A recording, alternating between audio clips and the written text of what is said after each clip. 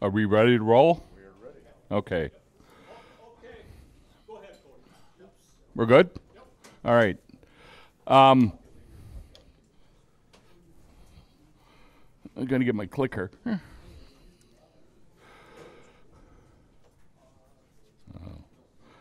Clicker works better if you turn it on. Okay. I'm going to give you a little background on my turning. I saw a presentation at a Rotary Club that I belong to about 12 years ago. One of the members of our club was a turner, and I wasn't even aware of it. And that kind of got me interested in wood turning. So I went out and I took a spindle class and a bowl class at Woodcraft. The guy that did the presentation talked to me afterwards, and he said, if you're serious about doing this, he says, I got a lathe I can give you. And so I went out to what he referred to as his toy shed, and the first lathe that I got was a Delta 46700. It's a variable speed, but it's done with a belt mechanical clutch. I had the bench version of it. There were a little few parts that were missing, but I got a lathe to use for nothing. And about 4 or 5 years ago, I decided to buy a floor standing lathe, and so I went up to a Jet 1642. I purchased that by selling my garden tractor for the exact same price of what this was going to cost me on sale at Woodcraft in Appleton. And then within the last year, I bought a little Jet 1014 variable speed because I actually have a condo down in Appleton, and I have a fiance that lives up here in Green Bay. So I had to leave early because she lives 2 blocks north of the stadium, and if you know what's going on this weekend with the marathon, you got to get out of there quick. It's like a Packer Sunday. When I got into turning, I lived down in Appleton. We had a house with a partially unfinished basement, and so I got to plan my shop. It was my dream shop.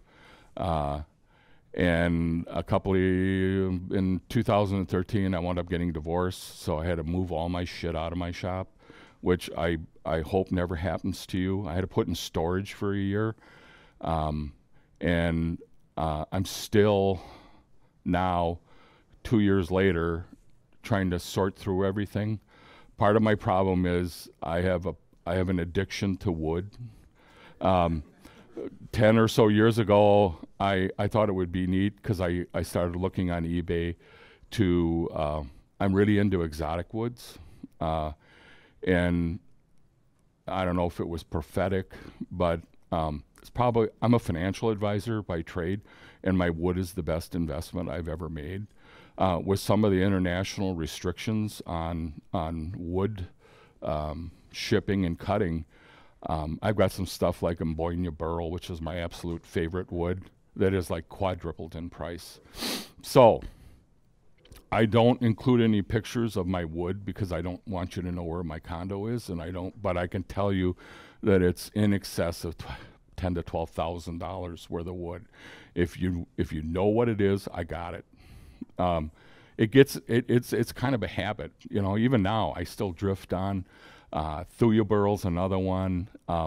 Turning woods, true Bethlehem olive wood is a gorgeous wood. What I got on the lathe here today for a pen barrel finish that I'm going to show you is actually a fairly good grade of curly koa, which is probably my favorite pen finish because when it's done, and if you got a really good finish on it, it is almost iridescent in nature. Currently right now, well, I got it involved in turning. Lyle Rigel, the guy that gave me the lathe, told me about the turning club in Neenah.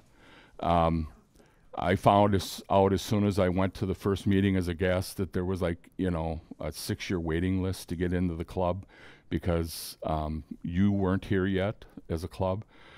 But fortuitously at that meeting, they asked anybody if they knew how to do a website, and I do. Even as a financial advisor, I have a very broad scope of what I know. And I raised my hand, and all of a sudden, instantaneously, I was pushed ahead 6 years and became a member. After Greg Coolibert passed away and Jim Parker had his famous, "We're not leaving here," I'm going to stay sitting.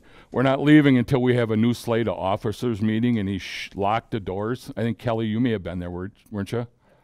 Yeah, well, I wound up the vice president of our club, which is really kind of like, the girlfriend of the president. You really don't really do anything. But if you've ever been to the Appleton Club, you may know that I am the kitchen bitch.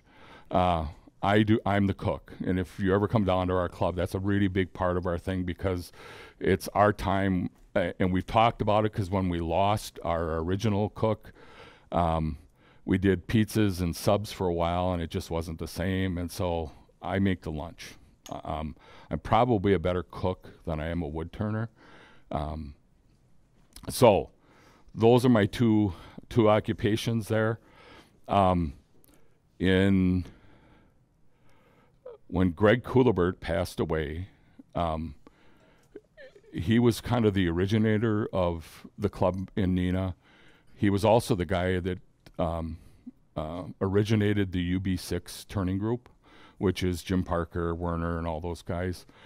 When he passed away, they were down to 5.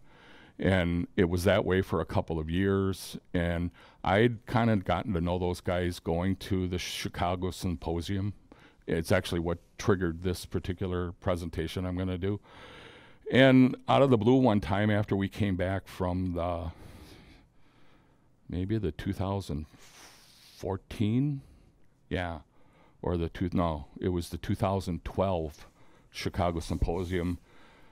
Cyril called me up and said, "Hey, would you be interested in joining our group?" And I said, "Well, what group?" Because like the UB6, we're talking Jesus and his disciples. He said, "No, come on out to Rob's shop and just sit through a meeting and see what you think." And so I went out there, and when I got done, when they got done with our meeting, we meet every other Monday. There's 6 of us. I'm the only working guy, but I'm self-employed, so but they're an eclectic group of guys to turn with. We don't always turn. These guys have turned stones over on everything and anything. We get together at 9 o'clock. We usually turn until 12:30, 1 o'clock, and then we go have lunch, and we're done at 2 o'clock. As much as you would think that they are the dream team of people to turn with, when you're the guy that don't know shit from Shinola, as far as turning, it is hell. I have spent meetings because they constantly are trying to get me to push my envelope. I spent meetings where for 4 hours I have done inside cuts with a bowl gouge on a bowl, and then having them come up in a cycle telling me what I'm doing right and what I'm doing wrong. And trust me, those 4 or 5 guys couldn't agree on what time of day it is. But it has made me a much better turner. Any other questions? I go to symposiums. I've gone to Chicago several times. Actually, I got to know Kelly in 2013 with Mark real well. We rode down to the Ohio one. Symposiums are wonderful opportunities in wood turning to find out what you never want to do, and you don't have to spend a whole lot of money to find out about it. You go and you sit through all these workshop sessions, and in a nanosecond, you will come up with, that guy's freaking crazy. I would never do segmenting. I mean, I know I highly respect those people, but that would just send me over the edge. So over the years, I do bowls, but when you look at the samples of my work, I like functional things. I like things because when I make things, I give them away. All right? I have no intentions of ever being a turner that sells this stuff. If I did, I wouldn't enjoy it. I was a short order cook when I was in high school, and if I'd become a professional cook, I would have hated it for my life. I love cooking because I don't get paid for it. I love turning because I can give the stuff away and put a smile on someone's face. This was a smattering of things. Besides symposiums, I've been up to the clearing a couple of times where Kelly and Rob, I've been going to Rob's class at the very end of the season because it's absolutely gorgeous up there in late October. And it's a wonderful experience. It's pricey, but I've made a commitment that I'm always going to go there every October. And this is some of the stuff I did. And I ventured into kind of an area where I went beyond just using the lathe. And so I'd seen a picture of a letter opener and figured out how to do that. And then Rob had us, have you ever seen the spurtles that Rob makes? It's a Scottish stir stick. Well, I made one and I thought, that's kind of freaking stupid. It's round, it's a stick. So I used to canoe a lot when I was a kid. We went up to the Boundary Waters and my family. I thought, shit, I can make a canoe paddle. So I made my second spurtle was that it was a canoe paddle, and it got a lot of attention. And the middle bowl is an ambrosia maple bowl. You can see at about the 4 o'clock position, you can actually see the bug track. Ambrosia maple is maple that has been tunneled through with the ambrosia bug, and it secretes some kind of thing that causes the discoloration of the wood. And so when Cyril did their critique on it, its critiques are good. He goes, it's a little heavy for me. And well, the reason it's heavy is because I wanted to leave the track in there. And so bottle stoppers, I love making them because they're small and useful. I do natural ones. The one in the lower is Coca-Cola, which is an interesting wood because you don't even have to put a finish on it. It finishes itself. It's such an oily wood. The one next to it is a Rob Nelson's Omni ribbon material where he puts the white shavings. And I was the one that came up with the name Omni ribbon. I had a major of marketing in college, and I think that was the pinnacle of my career as someone in marketing. All the things that you see that are metal are Ruth Stiles. I love her stoppers. The one in the upper right-hand corner is Bethlehem olive wood in kind of a beehive shape on her new brass ones, which I think are just the cat's ass for wood. I think her stainless steel stuff looks great on acrylics. My son inherited from his mother's side baldness, so he shaves his head. So I promised to make him a Badger hairbrush, and a year and a half later he got it for Christmas. The handle on that is Ambonia burl, which, as I said, is one of my favorites. The other stuff, the canoe paddle and the letter opener is out of that maple that we get from the company that we buy the cutoffs from down in Appleton. The pens are, the first one on the right is called Vintage Italian Acrylic or Plastic. I get it from, it'll come to me.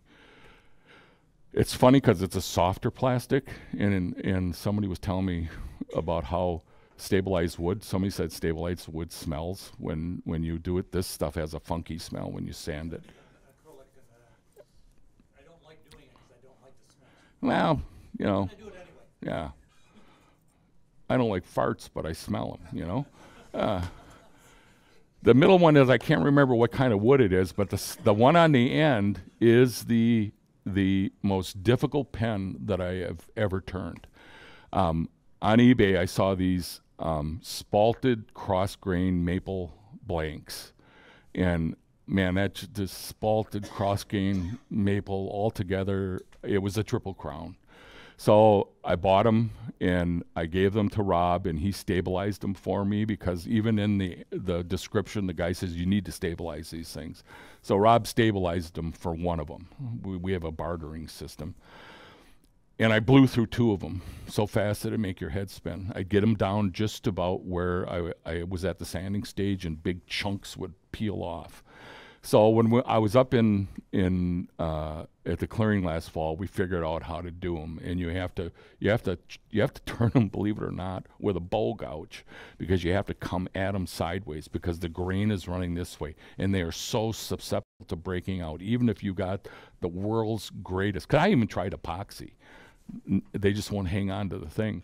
So that is probably one of the neatest pens that I ever that I've ever made. Which gets us to why am I here today? All right. Last summer at the symposium in Chicago, which if anybody's not gone to one, this is really reasonable down in Chicago. And I'll tell you, you don't have to leave the property. You stay it's at a Catholic university seminary, and it's just a wonderful thing. I don't know what I would not do except go to this at that time of the year. It's usually in beginning of August, I think, or July. I saw this on you get a schedule of all the breakout sessions at every round, and I saw this effective use of abrasives. Well, look what's opposite. I've seen Rob do tremblers. I could do those in my sleep, although I've never done one. I'm not big into vessels, or I'm not big into hollowing and that, so I thought, shit, I'm going to go to this thing and see what this is, because their presentations are usually or demonstrations are always somebody working on a lathe. Vince Welch is one of the vendors that comes there. He has Woods Whimsies. You'll see his website. 2 years before that, one of their presenters got sick, and they asked him in a pinch if he would step up and do a quick presentation to fill a slot on abrasives. Vince's company sells all sorts of sanding discs, and you can buy good sandpaper by the foot. He has the sanding pad stacking solutions and all this kind of stuff. So we only had about an hour and a half. And trust me, what I'm giving you in an hour and a half today is like 5 times what he showed us. But let me tell you, it crystallized how little I knew about sanding. And I kind of took that, once I figured out the sanding thing, I thought, I really don't know shit about finishes either. So that's how this journey began.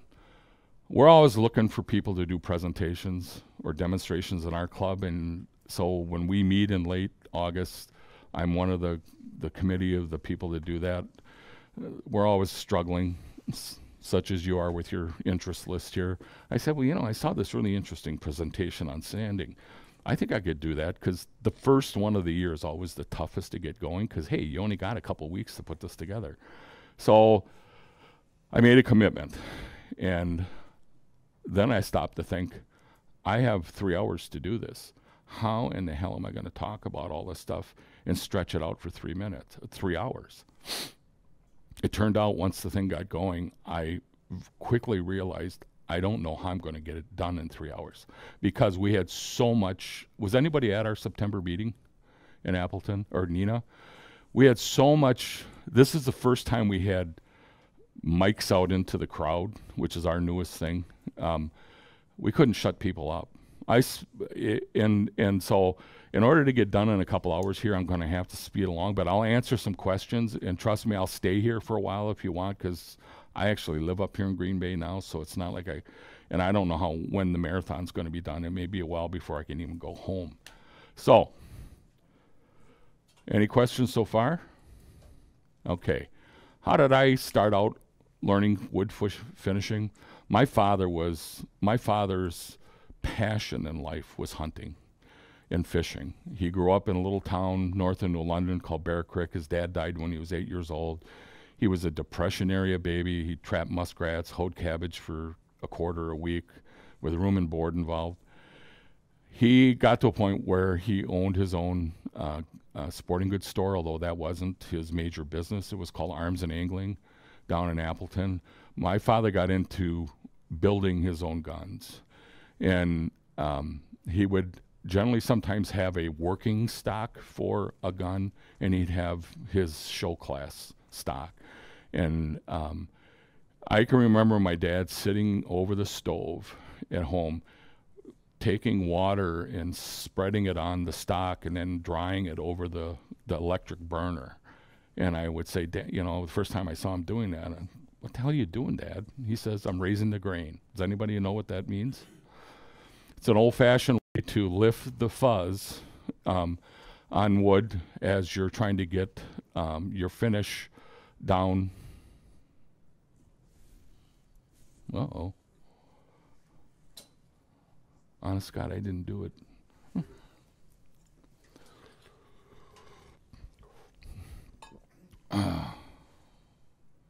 There we go. So, the only product he ever used was called True Oil. It was made for stock finishes. And he would, once he got the thing where the grain was raised, he would start putting coats of that on and then knocking it down with steel wool. Another coat, steel wool, another coat, steel wool until it was finished. True Oil is a varnish, which we all look at it, well, what do you mean varnish? I will eventually tell you, I have terminology, definitions. The other thing is, I'm going to present a lot of stuff today. Don't worry about taking notes because I got a handout, but I'm not going to give you the handout because you'll all be reading the handout and you won't listen to me. So that was probably the best thing that the people took away from the meeting in September. Jesus, I was like the first guy that ever bought a handout. I mean, come on. This is 2017. Okay. Wood turning is, in fact, a 3-step process. All right?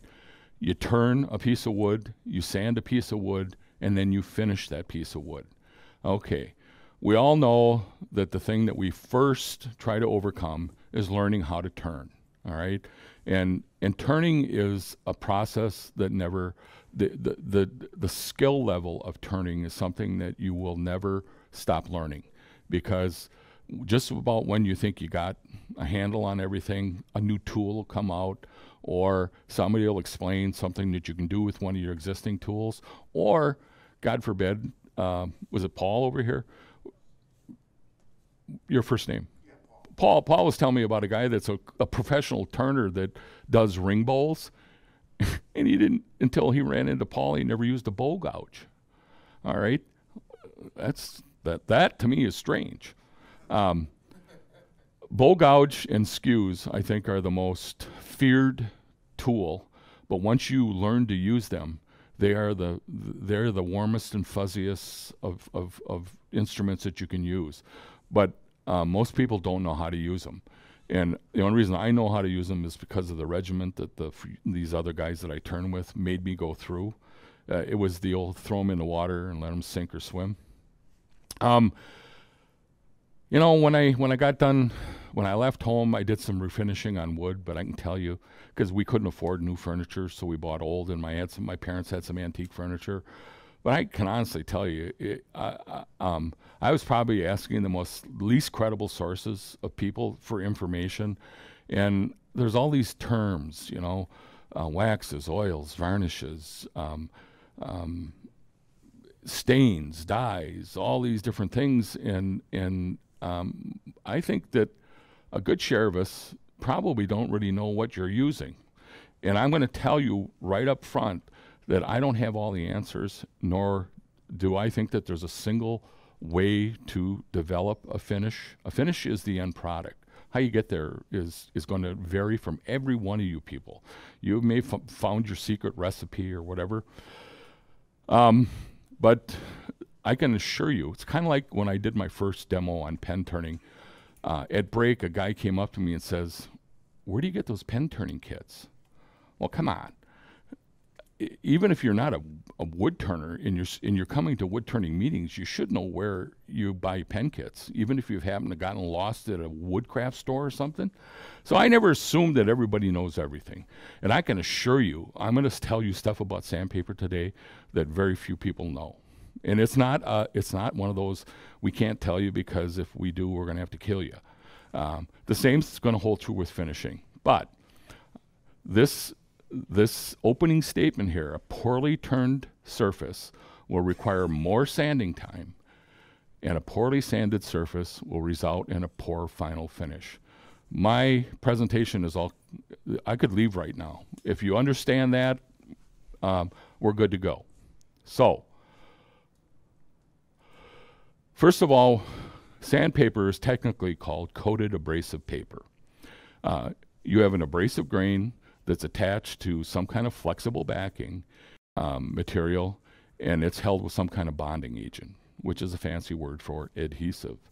So you have three main components. You have backing, you have adhesive, and you have some kind of abrasive. This is the profile. This is actually what Vince did up on a chalkboard or a whiteboard that got me like, I almost fell out of my chair. I was so excited. This is the profile. You have a backing, which can either be paper, cloth, film, latex, mesh. There's all sorts of things that can be used as a backing material. You have your grain or abrasive. I'm going to talk about garnet, aluminum oxide, aluminum zirconium, and silicon carbide. You have an initial layer of adhesive, which is called the maker coat, and then the grain is put on, and then you have what's called a size coat, which is really is what holds it to the it sandwiches the grains and holds it, makes it a unit. Don't worry about memorizing this because I have it about 8 more times on some of the other slides I have, and it's on the drawing. So I talked to you about the backing types. There are a few more, but I tried to I tried to keep this thing as simple and stupid as possible because there's a lot of really technical stuff out there. When you look at backings, they're graded as far as the weight of the backing. Paper goes from A to F, and cloth, which can either be cotton or cotton polyester, goes from goes from J all the way out to Y. So a grade A type is going to be very thin backing and very flexible, where a grade Y in a cloth is going to be like that, the kind of stuff that you see them make belts out of, like this. It's really heavy duty stuff. Adhesives can either be urea glue, which is actually made from animal fat, derived from animal hide, which is what was one of the first glues ever invented or concocted, or it's a synthetic resin, which is more durable. The one thing that you have a huge problem with, and why you can't use, for the most part, a urea glue in wood turning operations, is that once you heat it up, it's like silly putty, and it's not going to hold your grains to the solid. So that's why you don't see, or why I would suggest you to probably never use garnet paper, because it's usually paper on the cheaper side, and it's going to be held by a glue rather than a synthetic resin. Synthetic resins is very durable. It's heat and moisture resistance, which doesn't mean that you can wet sand it unless you have a wet a backing that is waterproof as well. So a synthetic resin is usually what you're always going to see on the stuff if you're buying the right kind of stuff for wood turning.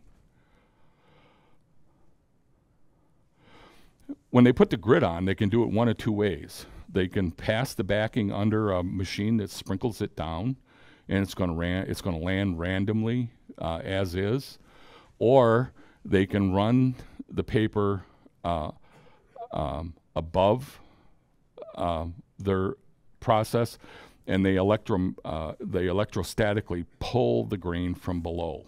All right, so it's kind of like how a powder paint works in that, where it's an electronic or a magnetic attraction. Mechanical is usually cheaper. Random, it's a less aggressive, because you get a random dropping. It's electrostatically, for some reason, when you pull it up, it comes up base first. So you got all the little points tipping the right direction. So that's why it's the more preferred type of paper to use in wood turning, because it's going to be, you're going to get more aggressive out of any grit that you're going to use. When you look at sandpaper, It can be either open or closed grain. In an open configuration, only about 50 to 75% of your backing is covered with abrasive grit. Closed is 100%. Has anybody ever rented a floor sander to do hardwood floors? The sandpaper for the belt that you put on there is the best example of open sandpaper that you use open when you're using a sandpaper that's really aggressive and it's pulling a lot of stuff out, and you don't want it to clog up the sandpaper. So aggressive, pulling a lot of material off or fibers off the wood. So it's usually sandpaper that is at a lower grit level, where almost all of what you'll use is closed sandpaper. All right. Over the top of that size coat that we talked about, the second coat, they can put what is called a stearate coating. Stearate, and what it does is it helps cause clogging, even in a closed grain sandpaper. What they do is it's a solution that includes zinc cerate, which is like a soft, fluffy soap. And we know what soap does. It doesn't hang on to stuff really good, because I have a hard time hanging on to it in the bathtub or shower in the morning. It's put on after the size coat, and its color can vary. Now, we're going to get into, I'm not going to talk about the color of grains, although most of us might know what garnet looks like. But it really, in sandpaper, it isn't pertinent to know what color of the grain is to try to figure out what it is, because almost all the sandpaper that you have is going to have some kind of a coating. Either the size coating or the stearate coating is going to be colored. So like when you see Klingspor gold, or you see the different little sanding discs that you have, there is some, ceramic is usually white. There are some that are usually blue in that, but there is no industry standard on color coding sandpaper, so forget about it. All right. It's just a random thing from manufacturer to manufacturer. The grain, we talked about garnet, cubic, the four different grain materials. They're ranked on what's called a Mohs scale. It's a hardness scale of minerals, where diamonds are the highest at number 10, and talcum powder, or talc, is the lowest at 1. And here's some interesting corollaries. As the grain becomes harder, as it gets closer to 10, it becomes more brittle, but it gets less tough the harder it is. Okay? This is going to be important to know. There'll be a test later, and this is one of the answers. All right. The next thing that you need to understand about those grains is a concept called friability. Friability is the ability for that grain to crack, and you want them to crack, because what happens when a grain like this cracks? Compare it. You get a new jab. You get a new edge. It's like taking your bolt turner, taking your skew gouge over and putting it on your sharpening wheel. All right. So the benefit is that you always have a sharp work surface. So it kind of self-sharpens itself, except for ones that are real durable, dull. And what happens is that a 100 grit paper can start sanding like 150. It doesn't stay 100, because aluminum oxide is very durable, and it doesn't fracture as well as, let's say, silicon carbide. So we talked about it. Here, there is again the profile. The three different grains we're going to talk about is garnet, silicon carbide, aluminum oxide, and aluminum zirconium. Garnet's a natural these concepts are going to apply to all of these different grains, except this is the only one that's natural. The other ones are all synthetic. When they crush these things, the aluminum oxide and garnet will turn into perfect little triangles. All right, or pyramids. Garnet is. Garnet is. Oops, I might have done something here. Can you just go into the slideshow thing again? It's a medium hardness of a Mohs of 7 to 7.5, and it has good but not great friability.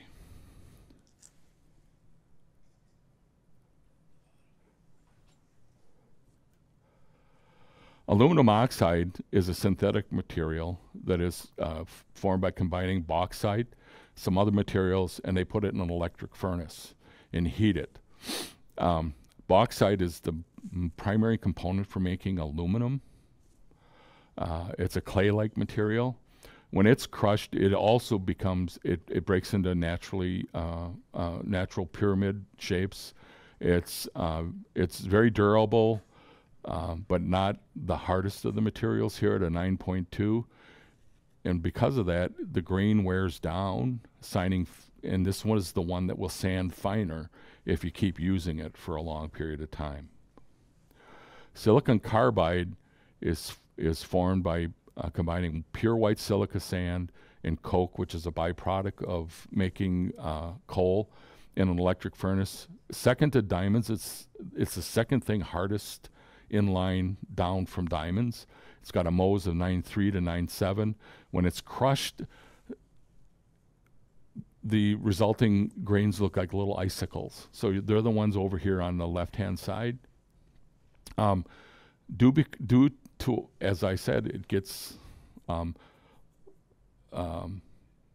less durable. The harder it gets, these grains will fracture with just hand sanding, which is good until you run out of points to fracture. Aluminum zirconium is, again, another synthetic material that's, you take bauxite, other materials, put them in an electric furnace, heat them up. This particular grain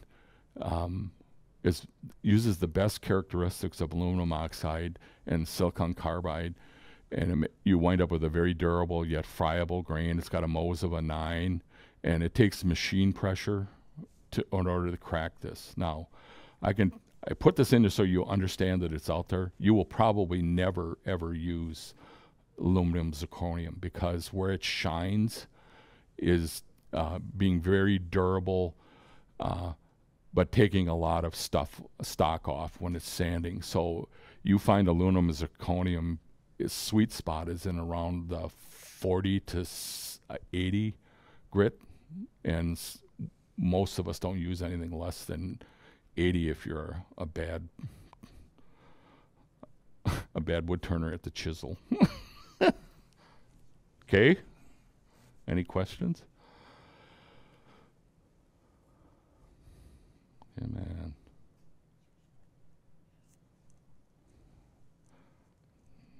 Houston, we got a problem. Okay. If you walk away with anything today, you need to understand this. How many people really know what the grain is on the sandpaper that you're using? I mean, when you turn it over on the back, it says 800 or 600. Does anybody know what it means if there's a P in front of it? I think that's boring. Good man. You should be the vice president of the club. There are two grit standards out there. One is the domestic standard, and one is a European standard. And the European standard is the one that starts with a P. And guess what? They don't line up. They only line up at grit size 180. If you look at this chart, and you'll get a copy of it on the paper, as you well, I can cheat because I have the sheet. For example, a P100 is less aggressive. A P, let's go the other way because it really doesn't make too much difference less than 180. but about a 700 domestic is a 1500 P level. All right.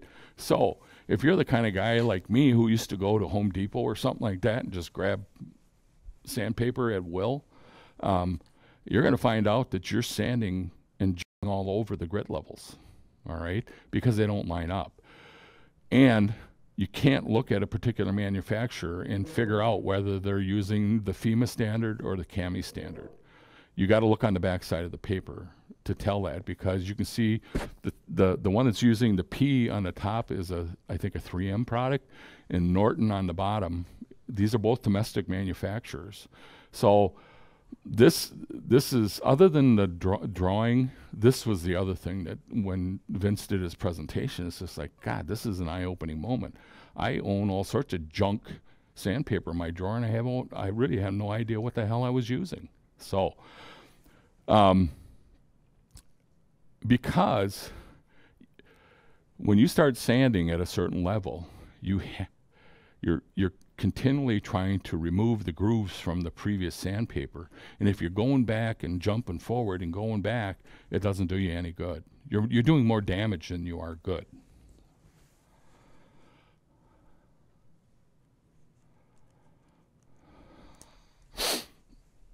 Here.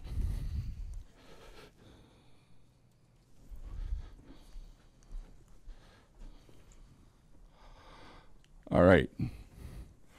Here comes the golden 6 rules of sanding. Sandpaper is a cutting tool. Keep it sharp and keep it clean. All right. It's just like your tool that you use as a chisel.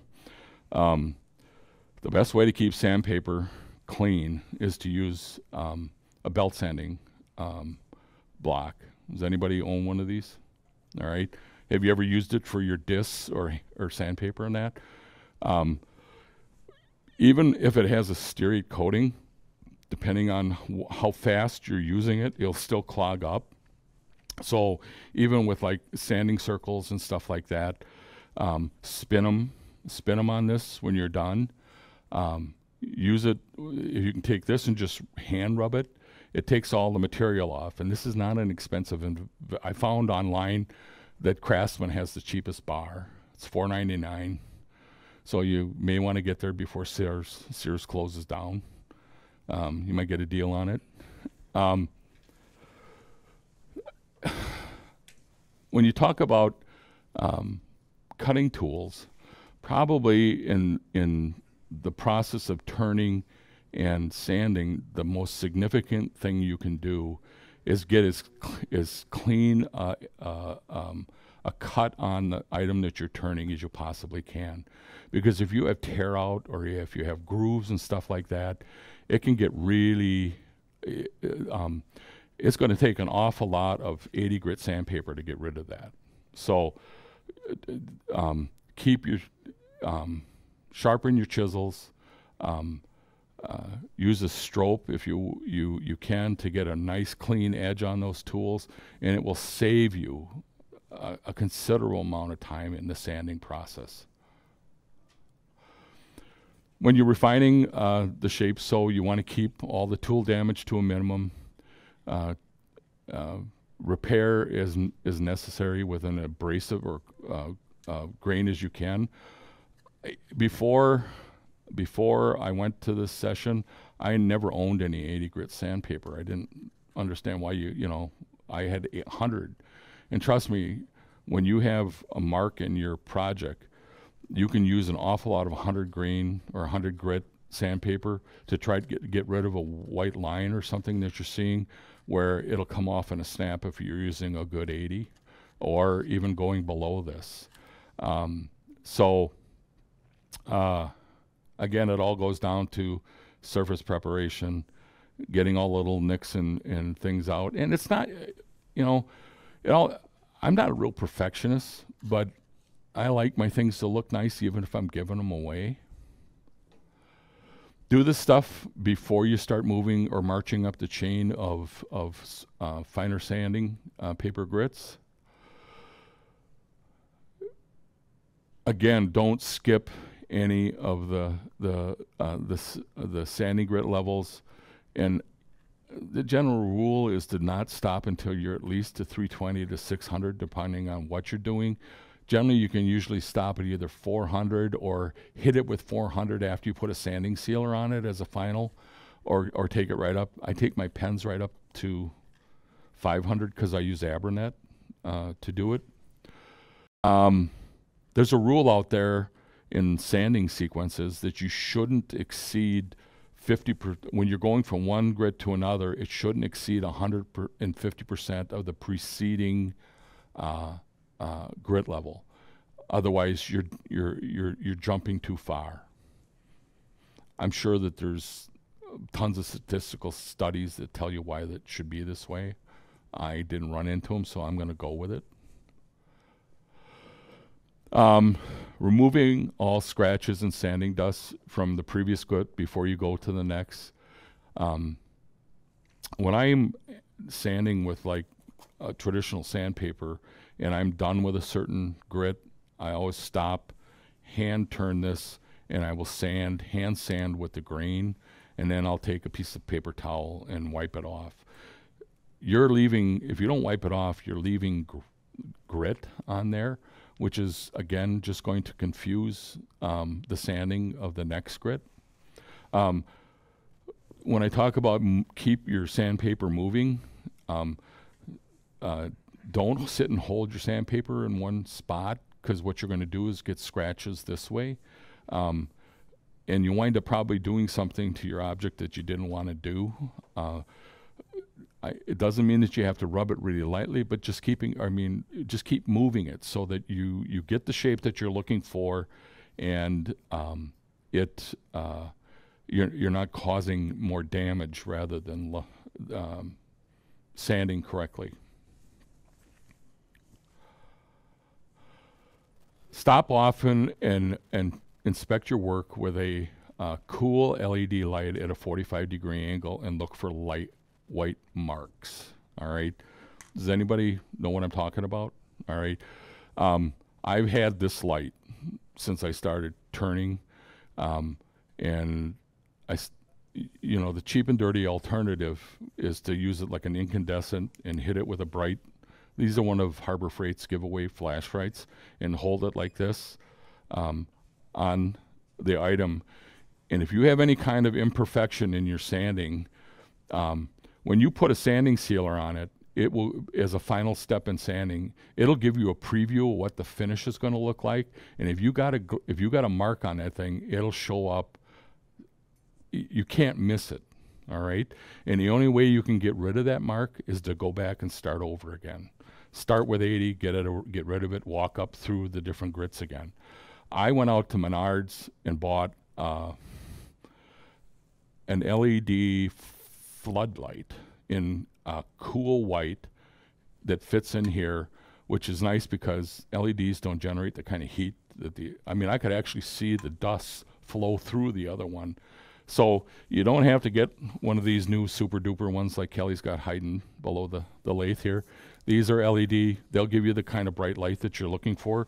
But if you got the old style machine or lamps like this, just go out to Menards and buy a new lamp for it. Or you can buy, I would use something a little more, slightly larger than this. But so you get this thing and it isn't going to make any difference what you do with your finish. That isn't going to go away. You got to go back and start over, get rid of it, sand it out.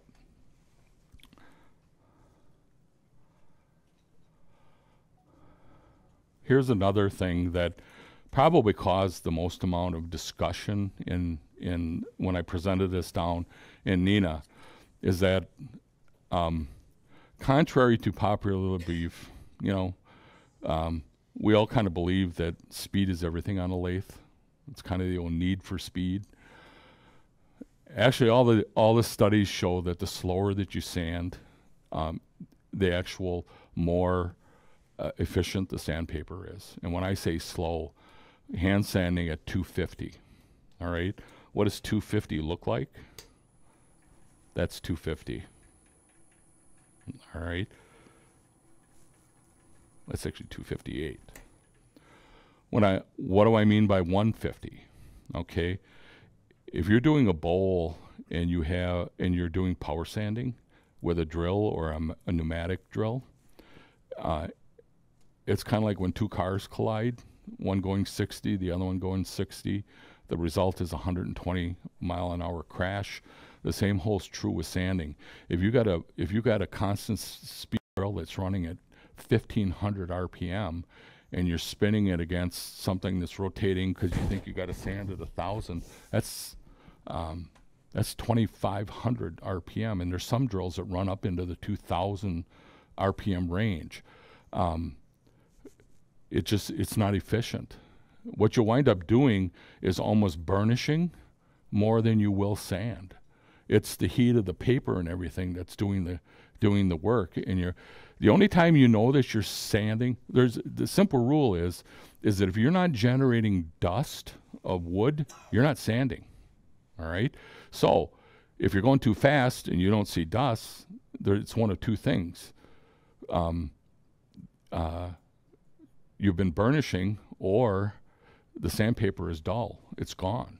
All right. So that's the big rule. If you can't see sanding dust coming off, either your paper is no good or you're sanding way too fast and the sandpaper isn't working. It isn't inappropriate to stop during sanding and cleaning with your belt sander, eraser, or whatever they call them. And there are many schools of thought on this, apparently, but a number of people came back to me at the October meeting and said, Cody, I tried it and it actually works. So, still, again, because the same principle holds true, I would not run them any different speed. I'd go up to 250. Because really, it's not a whole lot different than holding your hand against this thing. So a spinning sander, I would do it at 250. But they're still going with the wood is actually driving at the same speed, right? What do you think, Kelly?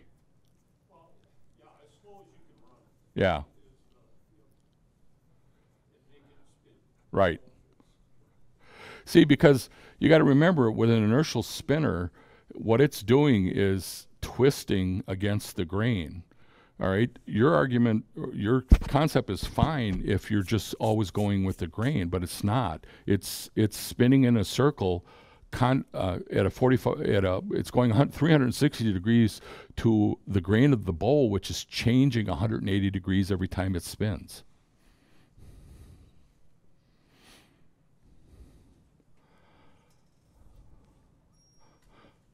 Oh, wait. Which actually leads us into different sanding techniques. Hand, power sanding can either be electric or pneumatic. The stuff on the top is the kind of stuff that you can get through Vince's company. A little tip on using sanding pads is that if you're doing bowl sanding with a soft interface pad on this, only about 1/3 of this sanding pad is actually making contact with the item that you're sanding. It would have to be a harder disc like this that you're sanding more on, like a platter where you've got that you'll get a lot of contact. So a little hint is don't throw these things away after you bowl sand, because about 2/3 or at least half of the surface and the inside of these stars are virgin material. So just fold them in half and use them when you're doing little small projects like pens like this. So it's just a way of, if you complain about, geez, he told me I got to buy the damn Klingspor things and they're expensive. If you're bowl sanding, you use this thing until it doesn't sand anymore.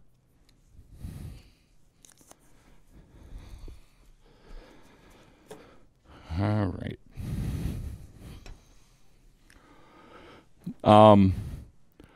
Got a little blurb on here about wet sanding. I've never actually wet sanded except with water.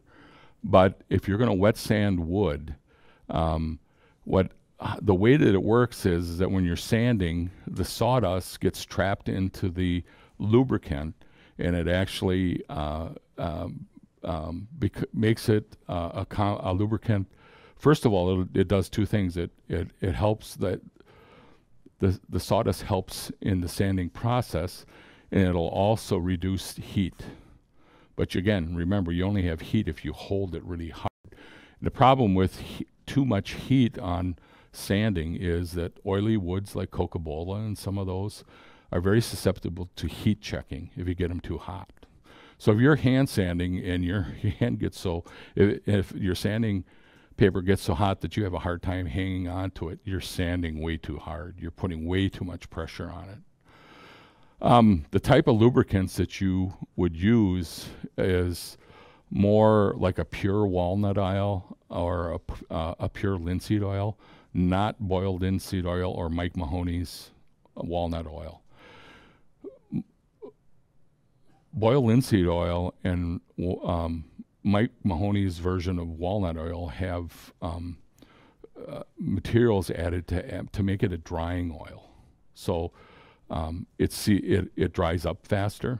All right, kind of think of mineral oil. You can't make mineral oil a finish because it never really hardens up. It takes like centuries for it to harden up.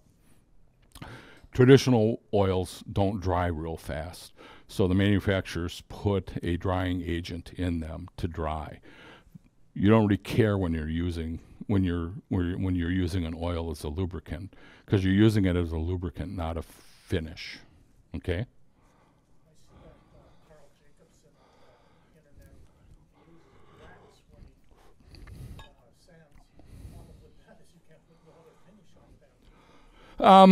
It's interesting. There was a guy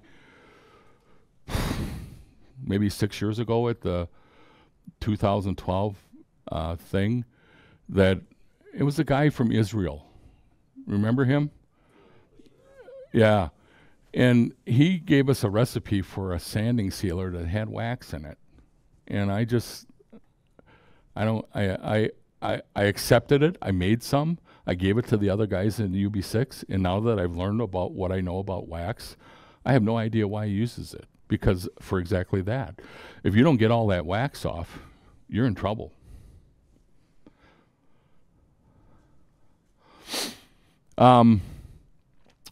Here are 3 tenets about sanding that, again, if you walk away with the opening sentence about poor sanding, poor finish, and all that kind of stuff, these are 3 great takeaways.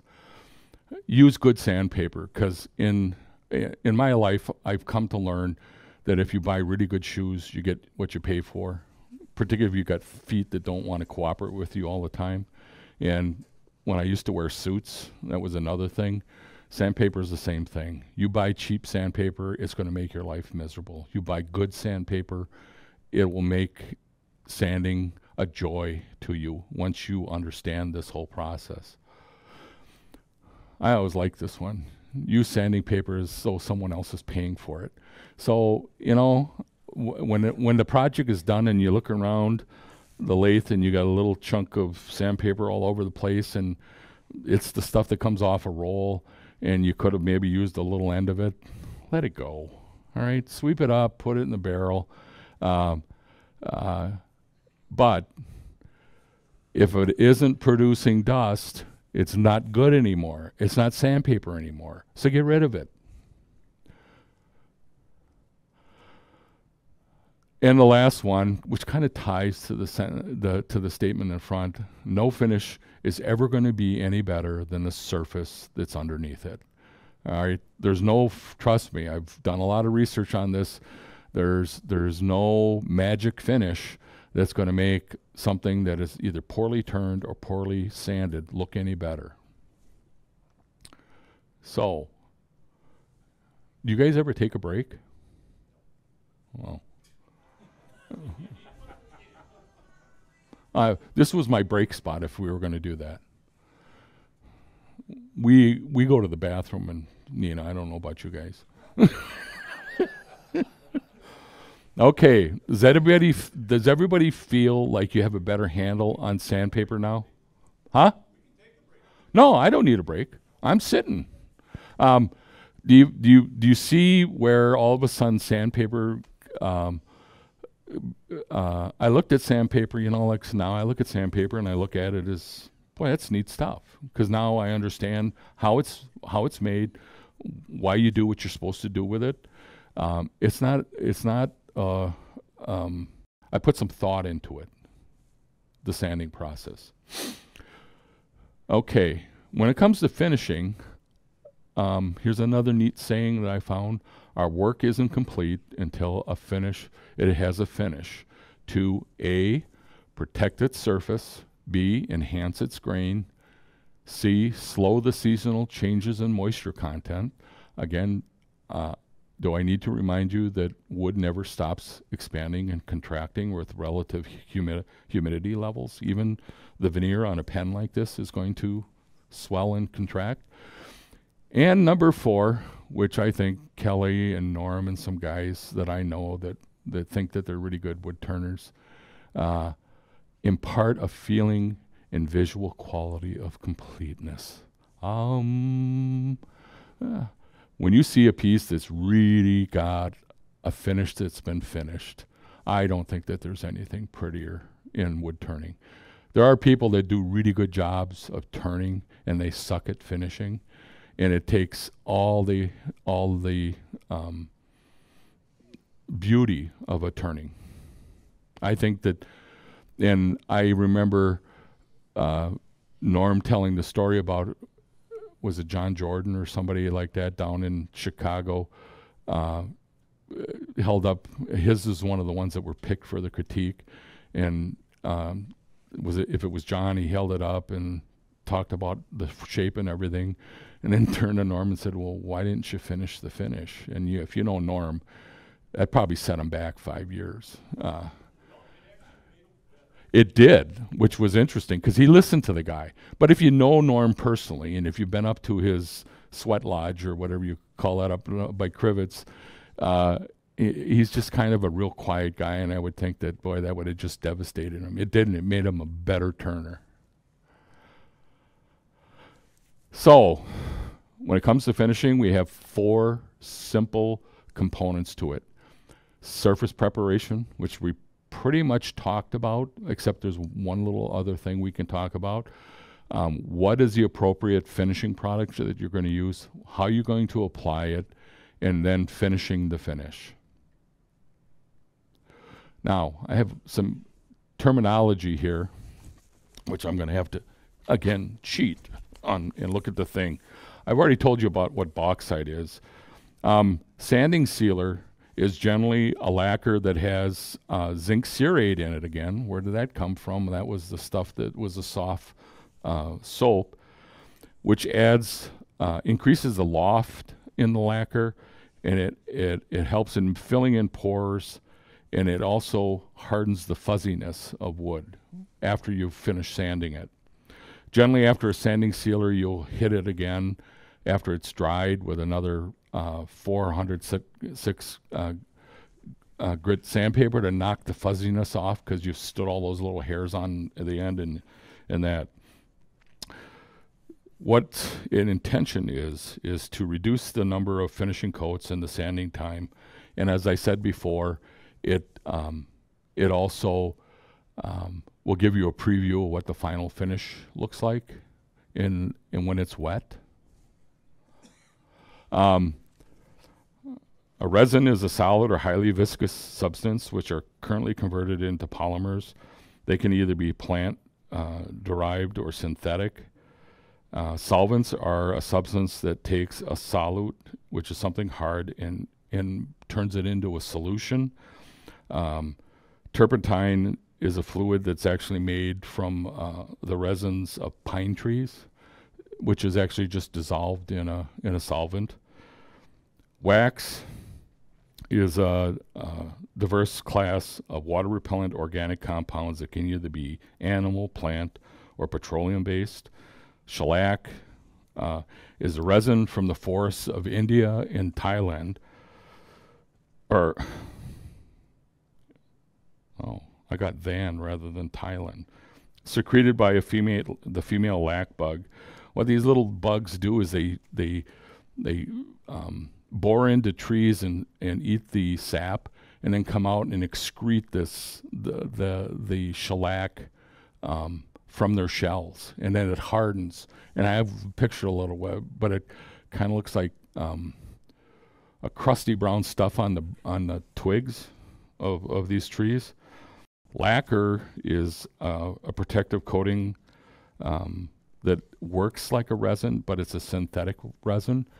Lacquer is generally is made from what's called nitrocellulose, and that is in the 17 and 1800s, cotton was king around the world, and after in World War II, before World War I, they found out if they soaked cotton into nitric acid, it makes this stuff called nitrocellulose, which is a main component of making smokeless gunpowder. All right. Then they found out that after World War I, because of this and the level of cotton production worldwide, they had a surplus. So they found that if they took that nitrocellulose and soaked it in a solvent, it would become shellac or lacquer. That was the roots of how lacquer came about. Drying oil are oils like tongue oil, boiled linseed oil, Mike Mahoney's walnut oil, that are a natural or synthetic oil that's had a drying agent put into it. Varnish is a hard protective finish that is primarily used in wood finishing.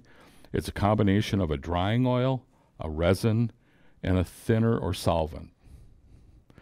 Polyurethane is a varnish where the resin is polyurethane.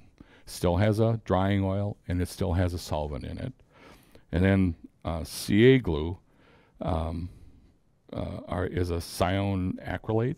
Does anybody know what it was developed for? This is $64,000 question. It could get you the pen that I put together at the end. There you go. It was for the Norton bomb site.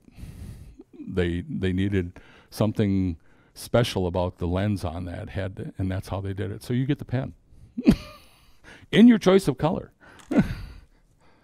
Never thought about what I was going to do for that. But it's been used, it was used extensively in Vietnam for medical purposes instead of using sutures. We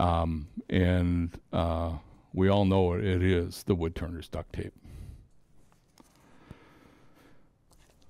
So, when you look at surface preparation, we've done sanding. Filling in pores is what you use sanding sealer for. It's generally a lacquer-based product.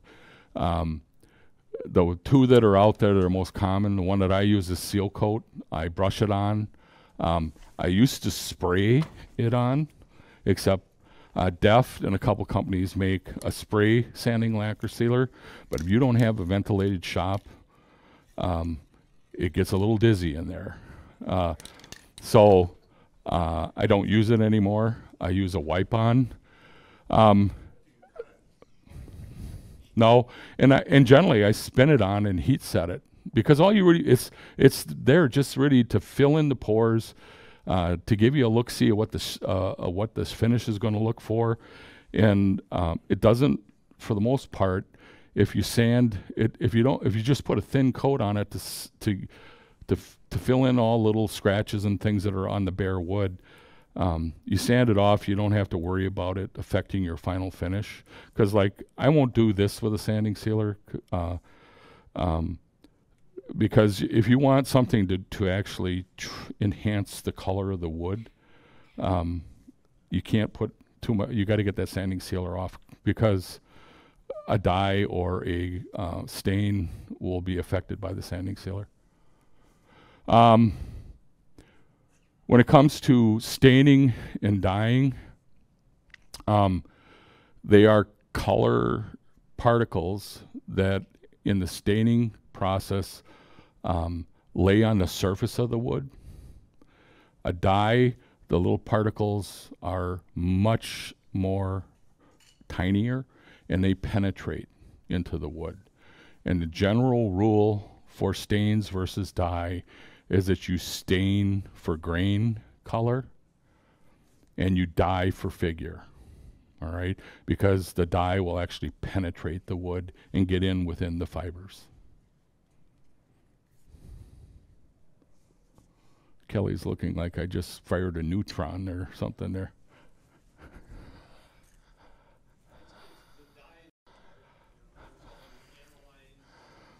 Mm-hmm.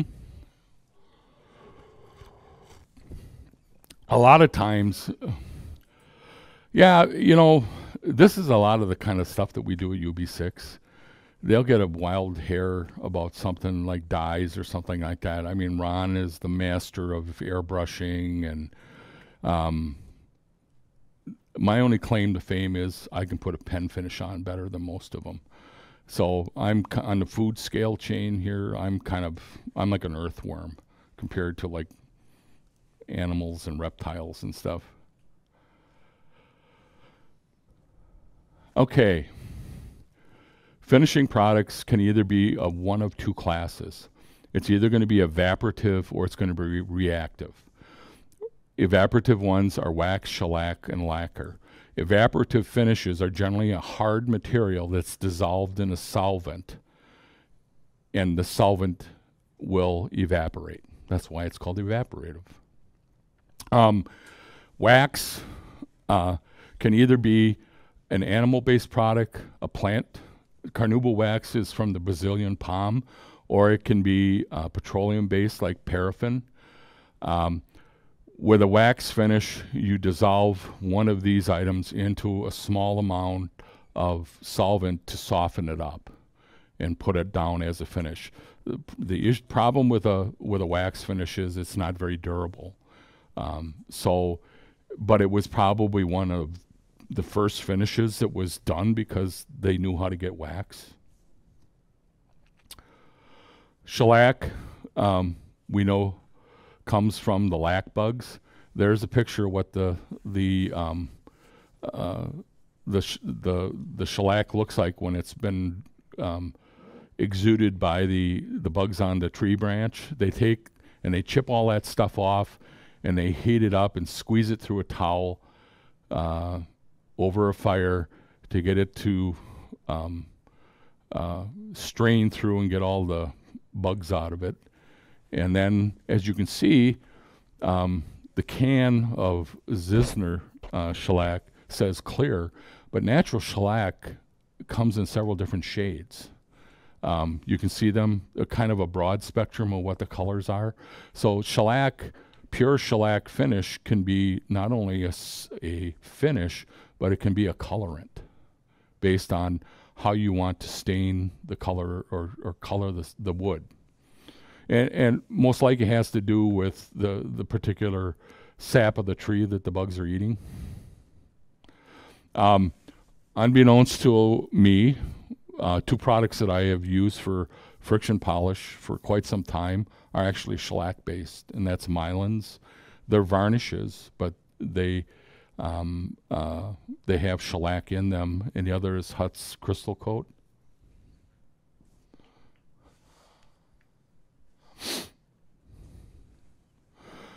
Lacquer, probably the most popular one is Def. When you think about it, Watco also makes a lacquer. A lacquer. Has anybody ever heard of a French friction polish? All right, it's an old process that that you put your finish on, and then you actually buff it with a pumice and lubricant. It was done a lot in the 18 and early 1900s as the finish of choice on fine furniture and that. A lot of the friction polishes today actually kind of produce the same kind of thing, but not to the extent of what a traditional French polish lacquer finish is like. Okay, now we're getting into the reactive finishes. these are finishes that chemically react with something to set. And ironically, the most common item is oxygen. All right. So we have your drying oils, which are boiled linseed oil, Mike Mahoney's walnut oil, which I use as kind of my food safe finish on things. And probably one of the more misunderstood products out there, Danish oil is not a net, it's what's called a long drying oil. It's a combination of different oils that have had drying a drying agent added to, and it also has a small amount of varnish in it. And where the term Danish comes from was a style of furniture or finishing that it's called, did you need a handout? You can have one.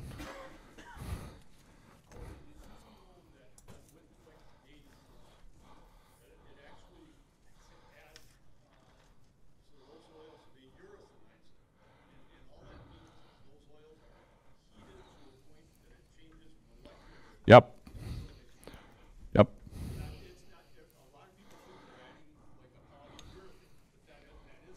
Mm-mm. That's why heat, you don't want heat in wood turning except for one thing, when you want the friction to set something. And that happens like with friction polishes and stuff like that. Otherwise, heat is not our friend. Varnishes, unbeknownst to everybody, Waterlock has nothing to do with water. It's a tung oil-based varnish. There is a water-based varnish called Wood Turner's Finish, which I have a sample of that I got at one of the symposiums. I haven't used it yet. And then Wipe On Poly is a varnish. It's not a finish in itself. It's just a varnish that uses polyurethane as the resin. It's a synthetic resin. And then CA glue. I think probably the most interesting thing that I have learned since I become a wood turner is everything that you can do with CA glue that you never knew you could do. You know, before wood turning, I could never get CA glue to ever hold anything together. But I'm a firm believer in accelerator. Do you know what causes CA glue to set? Well, it is moisture, but what actually triggers it is a change in pH. And water happens to do that to them. So you got to be real careful with the kind, like you'll notice, I use a Scott shop towel, paper towel, because I've worked at the lace trying to set a pen finish, and the damn thing starts smoking on me and it spills off that wonderful smell that a paper toweling can set it off. And so I stumbled onto this stuff because it was on sale at Menards, and it's turned out to be the best product that I use.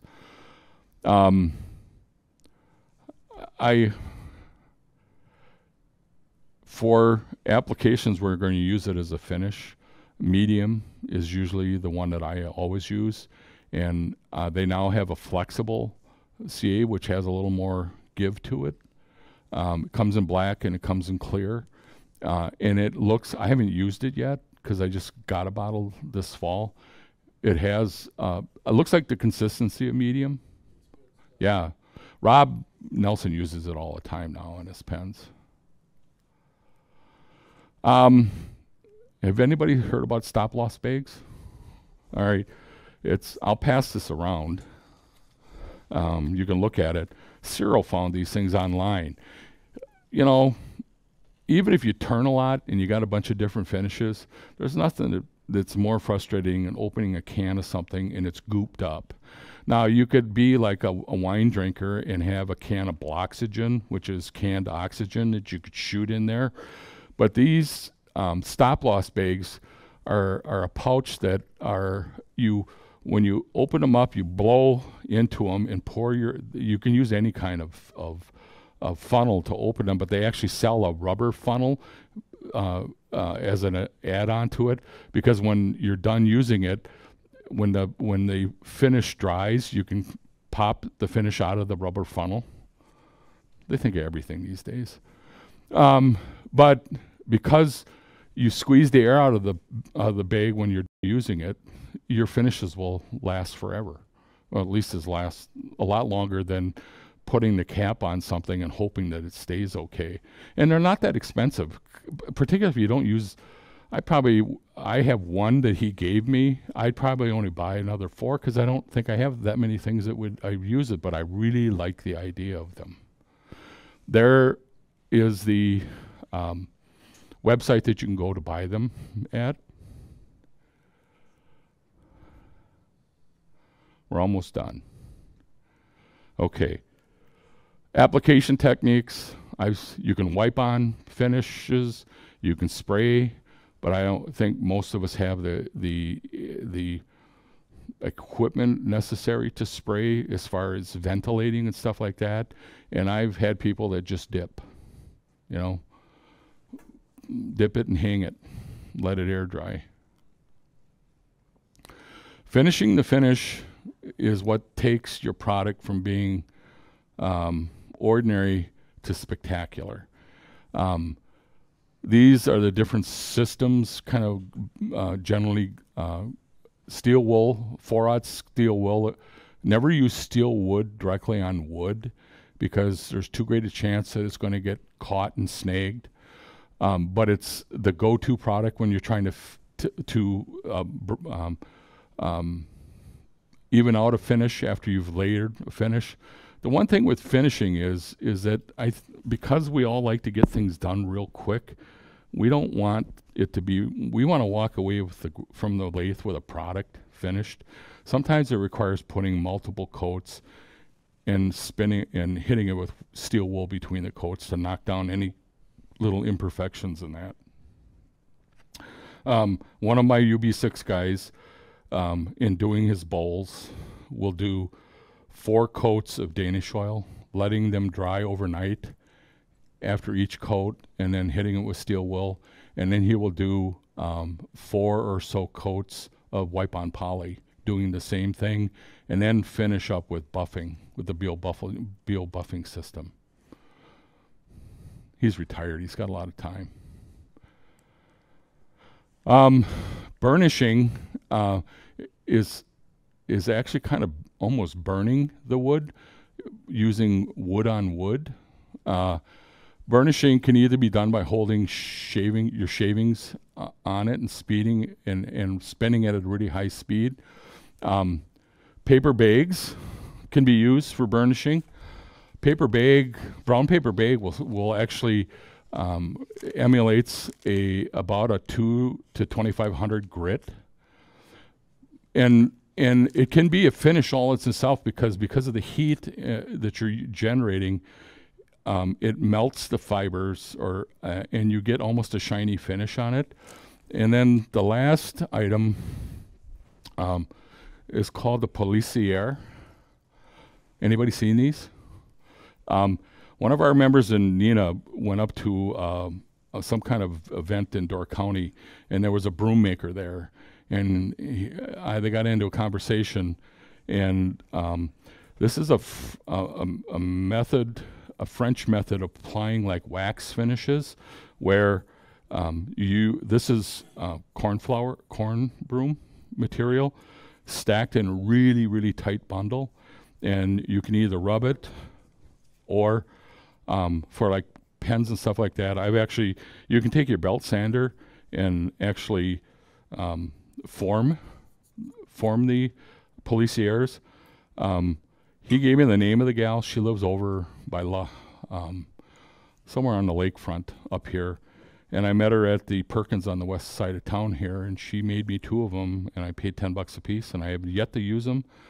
But I'm just that leading edge kind of guy. I had to have them. We sat in the waiting area at Perkins, and she explained the whole things to me. But I've seen cheap and dirty ones done with belt clamps. If you have a source for the corn straw or whatever they have for these, I'll pass those around. And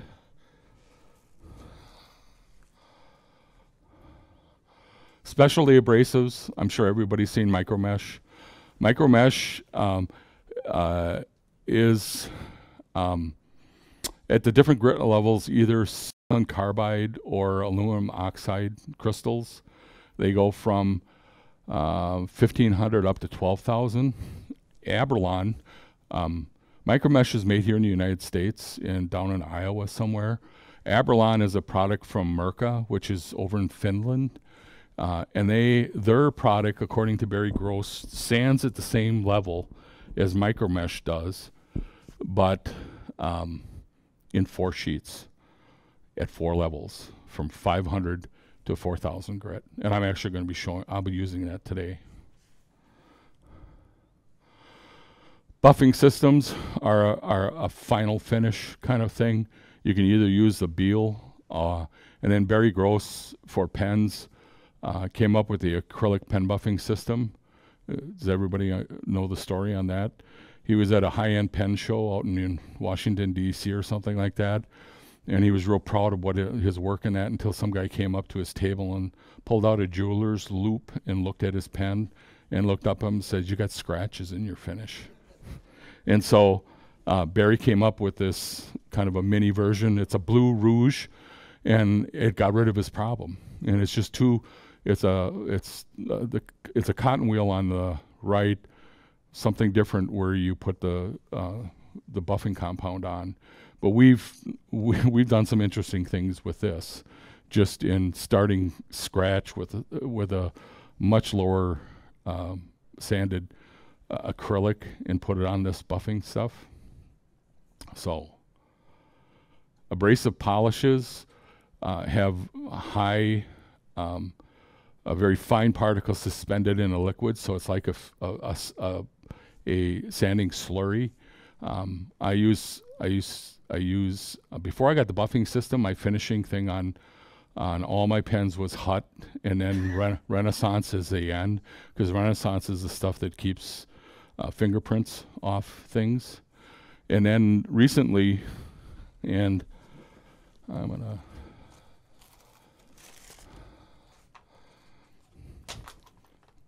have a list, guys, of everything I brought, so if it doesn't make it back up here, all right. I've got samples of for you to look at of the micromesh and the wood finishings, and then the last one is this Dr. Cook's abrasive system. It's a paste. You start as a 3-step process that you can use for pens or even bottle stoppers or whatever. So again, another step that you can look at it, finishing the finish. So any questions on what I went over?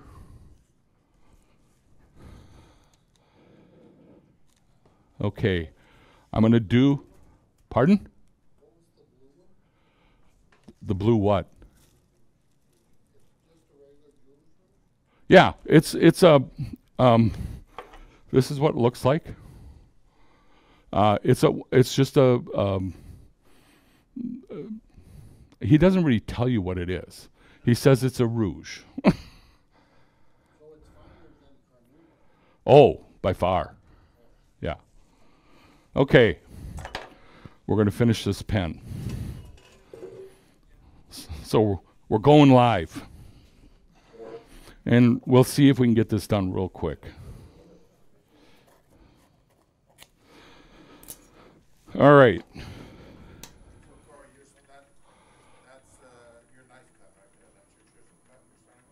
Pardon? That's your knife cut, your chisel cut? That has no sanding prep yet. No.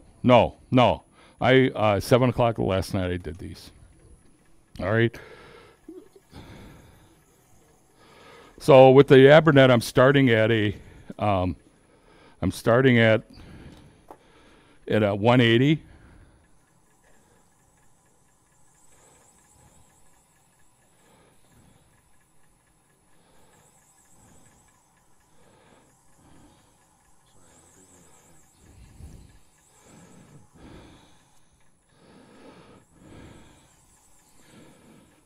Now, one of the things I always do, if you're into pens big time, there's nothing worse than not having something line up, particularly the barrel against the bottom piece of the pen. So I have this is probably my third set of, I only do a couple of different pens, Atlas, Sierra, and 2-piece pens, and 50 calibers, all right? I will, when I'm done, relatively close to being done with the chisel, I know I'll measure the bottom piece of the Wall Street or Sierra pen, and I'll see where I am right here with using the digital micrometer. And I know that I've got to be at about 0.47 something or other, 0.047 some on there. I was under at the top already, but on the bottom I had a little to go yet.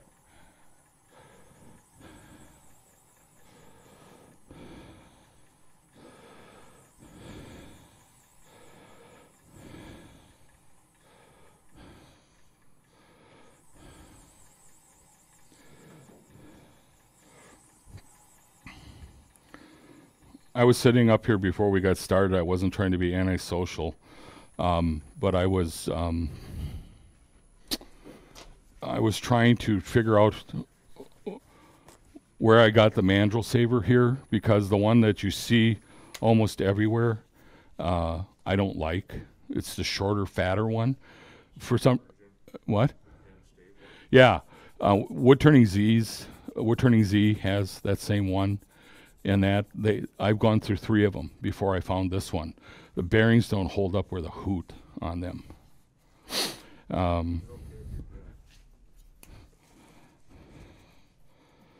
right, now we're up to 240.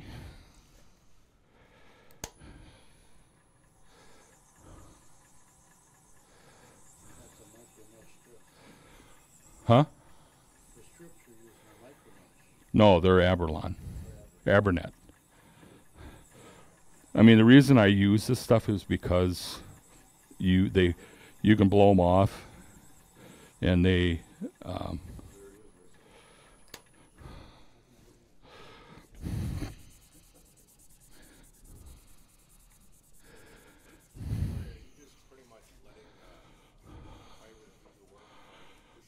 light pressure. Now we're up to 320.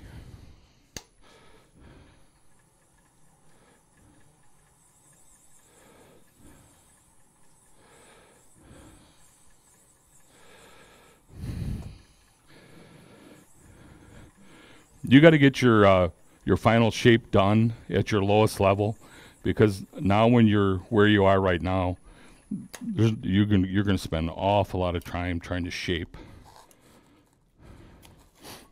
Now we're at 400.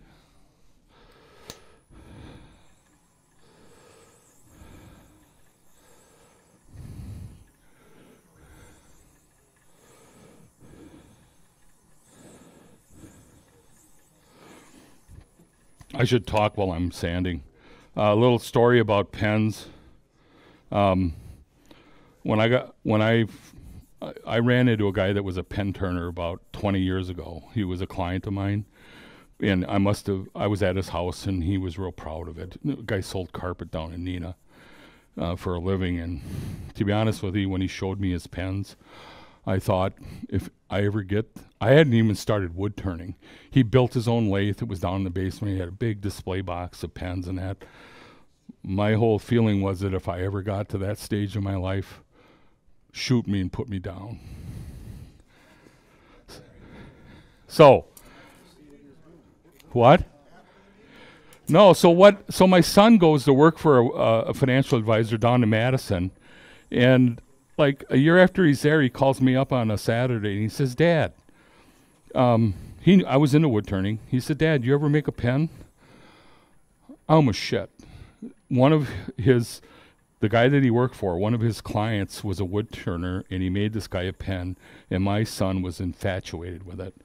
So I love I buy almost all my stuff except something I absolutely have to have now on the internet. And so I kind of knew what it was gonna cost me to get into pen turning, and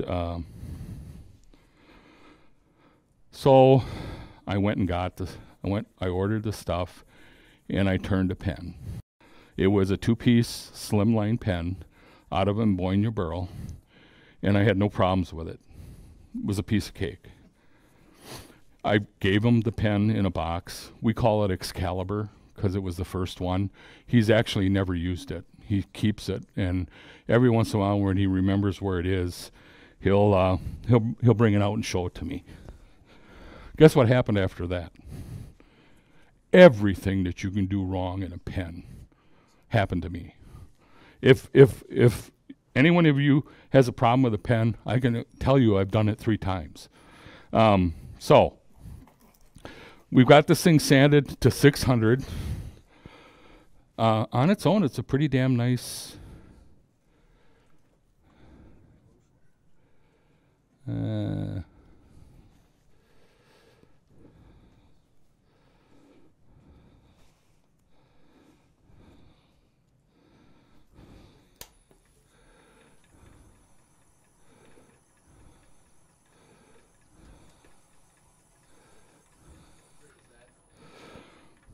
We're at 400. Are you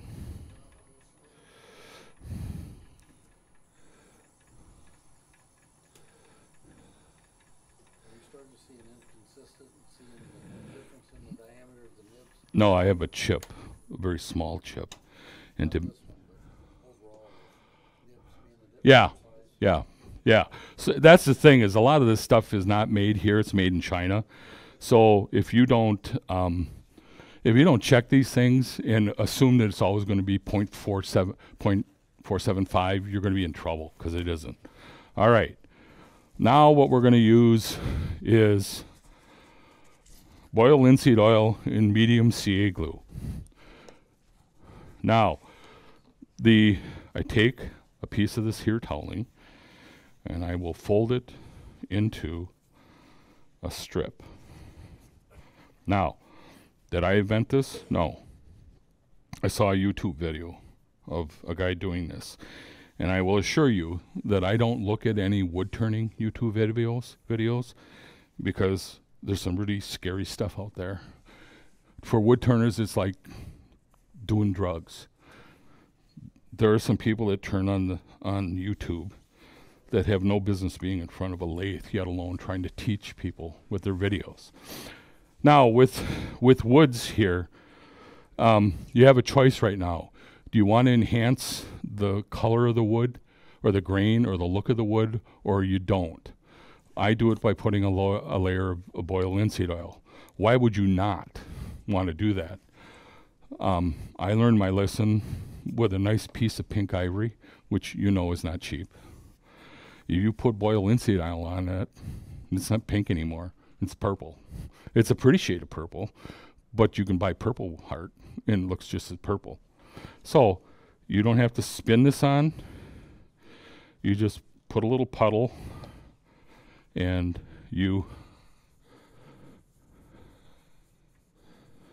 it just pops if you want, just to make sure it's nice and even. But see what it did to pop the color of that thing? Now, here is the mystery finish. This is so mysterious that Jim Parker can't do this. I don't know why, but it's the one thing I have over his head, and it irritates him to death. All right, this is how you do this. You get the thing spinning. I'm going to go right back where I had my boiled linseed oil. It would have been better if I had taken the cap off the thing.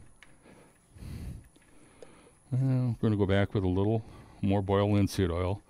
We're going to put a drop, and then you just rub it back and forth. And you will almost feel it set, because it doesn't rub back and forth as easy. You advance on your strip. You put another little puddle of boiled linseed oil.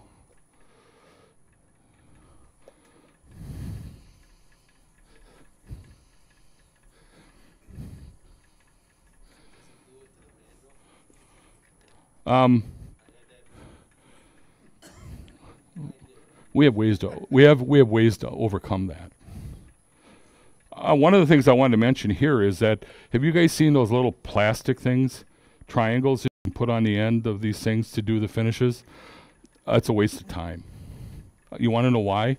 It may be because I have fat fingers, but I can't get the finishes done on the end. So just to save you an embarrassing moment, because they come out at a triangular shape, for some reason, you wind up with an unfinished end.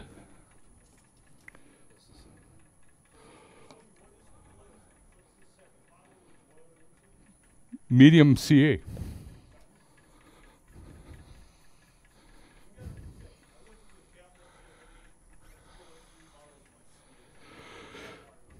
You know, refrigerator is, or freezer is something, the guy that usually runs our thing takes the stuff home and puts it in his refrigerator. But to be honest with you, when you read about it, everything I read says that it's one of the most stable things. So my thinking is, you got an air leak somewhere.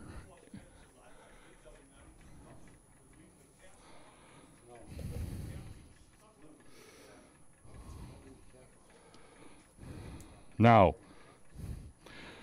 you're going to ask, what's the magic here? And I will tell you, I have no freaking idea. I just know that this works. Jim, being the analytic, has asked me, Cody, what if you used tung oil? What if you use thin CA? I said, Jim, you can't even do it. So don't try to question me, because I can get it done, and I have never varied. I've never done anything different. Okay, 6. I can do 6 on a strip. Okay, now we're going to, I even come with my own little flexible rubber dish. Okay, brand spanking new Abralon. All right, you start at 500. And you will go up to 4,000. So what I do is just get a little water on it, go back, and you'll see you don't have to put a lot of, but you work a slurry up and try to keep even pressure on it. You don't have to do a lot.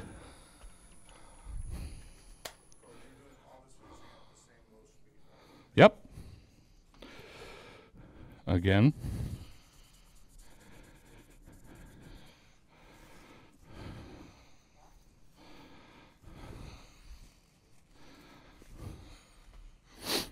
I forgot to say, I always put a piece of paper toweling down underneath when I'm doing pens like this, or even wine bottle stoppers for contrast. When you're turning, you don't look here, you look here for what your profile is over the top. And if you don't have something underneath there as a contrast, it gets really hard. Plus, if you're doing this, we all know that water is not the friend of the lathe. Put your lathe in storage for a year in a non-climate controlled environment.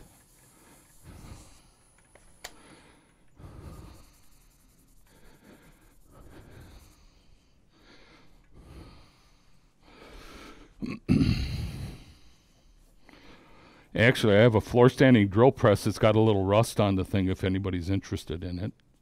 I'll give it to you if you come to Appleton and pick it up. It's a central machine, but it works.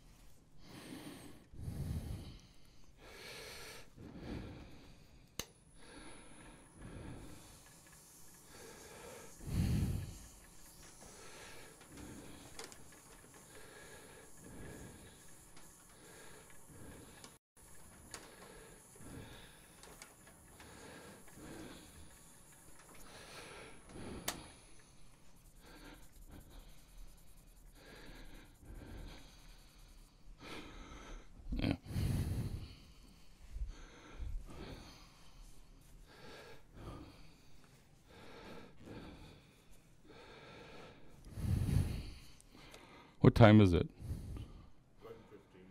11:15.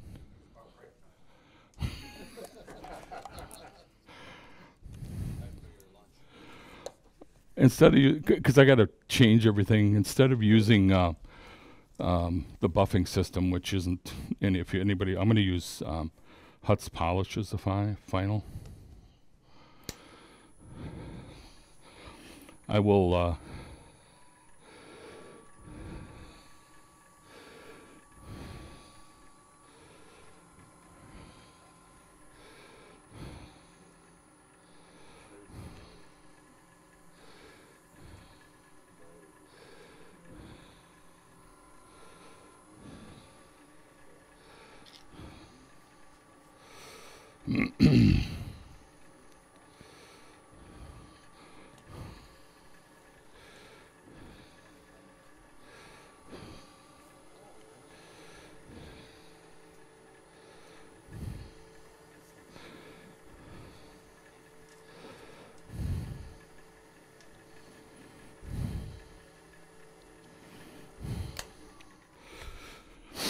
and then, as a final,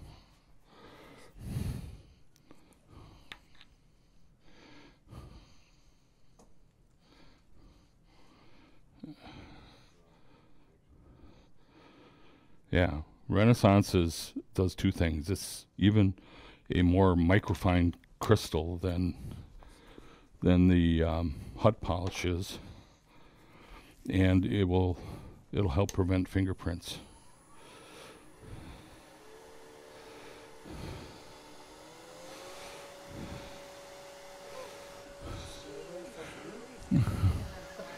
It's kind of like Vicks Vapor Rub, isn't it? It's got a little whiz to it.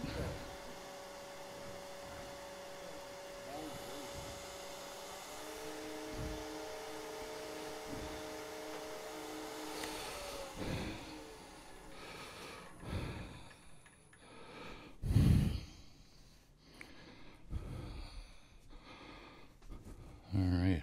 Sir, copper, chrome, or gold?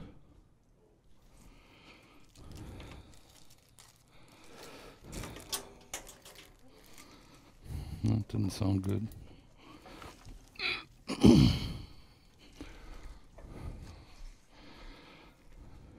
Okay.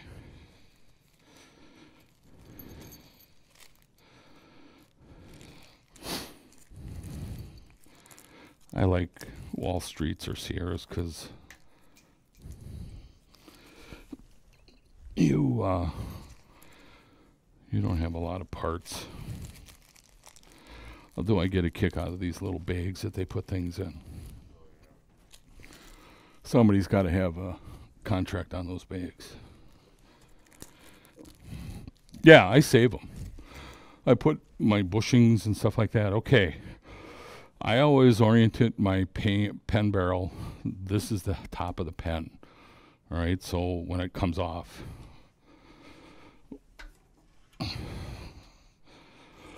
Now, one of the things that causes me not to have a problem with gluing is before I put this on the thing, I have a chamfering tool. Has anybody seen one of these? Great for if you turn pens. You got to have one of these. When you're done taking the barrel trimmer, it has a tendency to curl the brass a little. If you take this and give it one turn, it reams that hole out, and you actually kind of solve the problem of the damn things getting stuck on there just because of crimp pressure, as well as finish. I don't know why.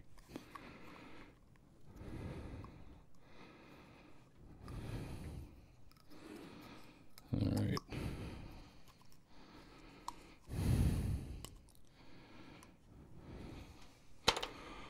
All right.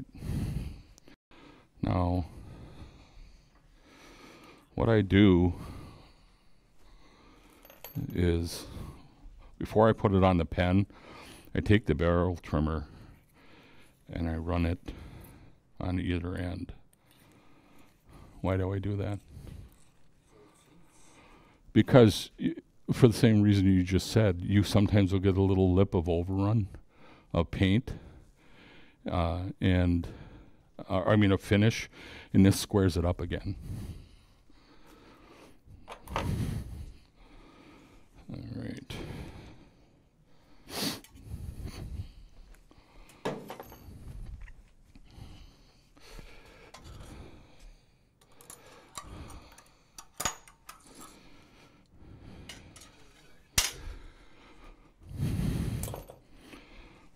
I try to minimize the amount of tools that I own, although I keep buying them, so I don't really know what I've accomplished. But this is my pen press.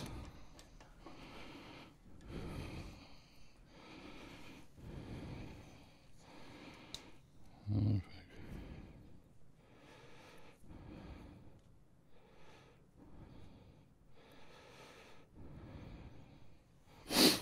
right.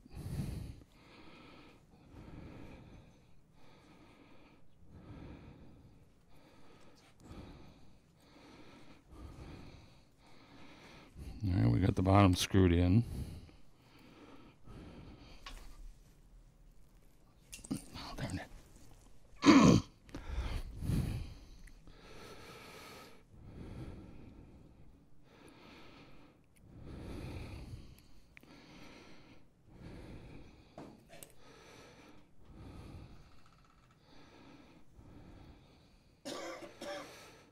Okay. Look for any imperfections that you have on the top of the pen, because you can hide them.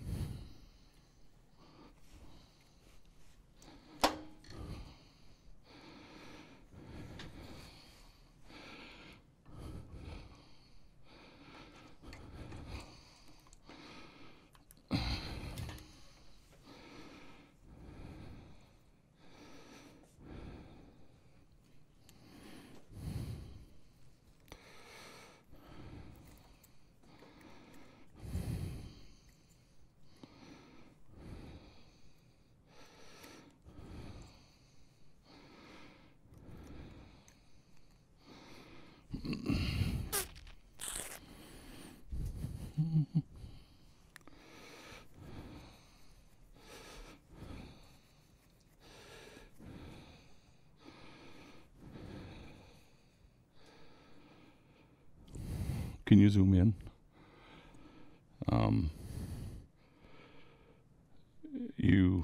You really need to see this guy and go over and talk to him, because you have to really see it in the light, but it has almost a translucent shimmer to it. Here you go, sir. Curly Koa from Hawaii. Koa, K-O-A.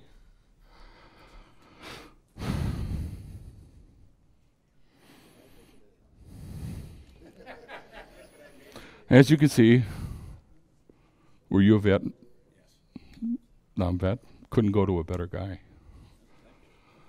Yep.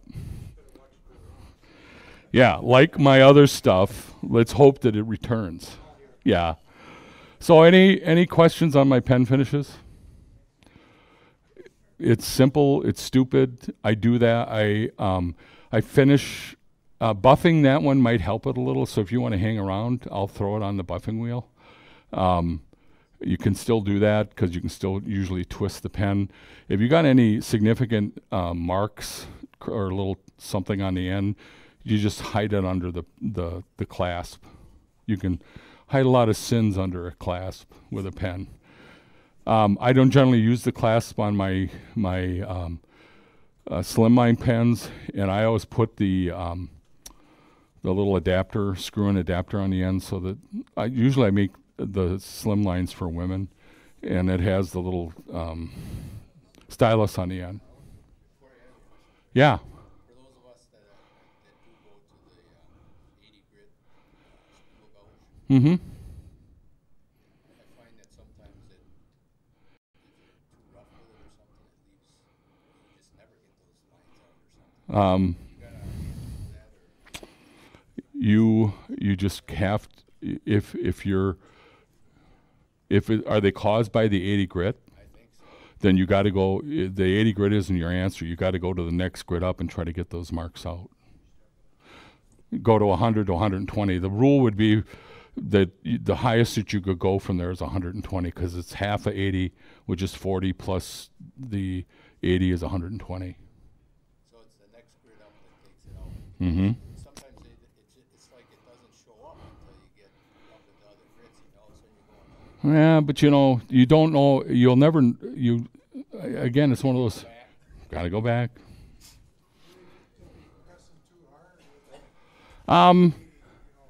Well, sometimes to get tool marks out, you almost got to press hard to get them out. Otherwise, you're going to be sitting there all day sanding. And I just don't feel good. I don't. And maybe it's a pride thing, but I don't want to have to buy 46. You ever use cellulose sealer? Cellulose sealer is going to be the same as a sanding sealer. Yeah, that's what I mean. The sanding sealer you showed was a flat base.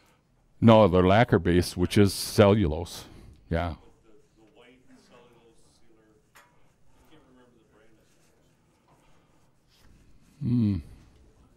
No, most sanding sealers, even that one, the Def Spray one, are lacquer based, and lacquer comes from nitrocellulose.